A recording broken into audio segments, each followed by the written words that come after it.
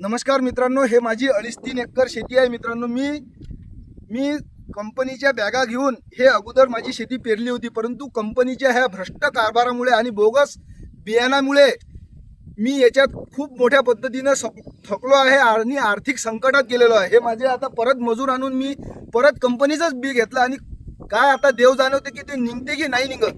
तर मित्रांनो, कंपनी आता पैसे घेऊन गरम झोपलेली आहे आणि आम्ही शेतकरी हे आता शेतामध्ये कष्ट करत आहोत आणि परत पेरणी करत आहोत. तर काका, या कंपनीवाल्याचं नेमकं काय केलं पाहिजे, तुम्हाला काय वाटते असं? धरून हाणलं पाहिजे कंपनीवाले. तर बघा मित्रांनो, शेतकऱ्याचा काय आक्रोश आहे. या कंपनीवाल्याला धरून हाणलं पाहिजे, कारण यांचा इतक्या मोठ्या प्रमाणात खर्च झालेला आहे. काका, तुमच्या मते काय वाटते, या कंपनीचं काय केलं पाहिजे? हाणायला पाहिजे. हा शेतकऱ्याचा संताप आहे.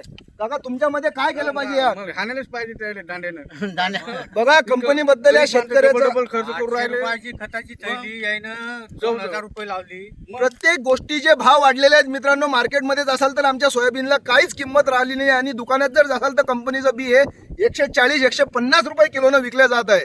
तर मित्रांनो, शेतकऱ्याचा साठी आवाज उठवणारं कोणीच नाही. जर तुम्हाला माझं म्हणणं जर पटत असेल मित्रांनो, तर खूप पद्धतीनं हा व्हिडिओ शेअर करा आणि गव्हर्नमेंटपर्यंत पोहोचला पाहिजे. तसंच शेतकऱ्याचं आजकाल कोणी वाली राहिलेलं नाही, कारण प्रत्येकाचं तोंड हे त्याचे पैशानं दाबून गपचाप केले जाते.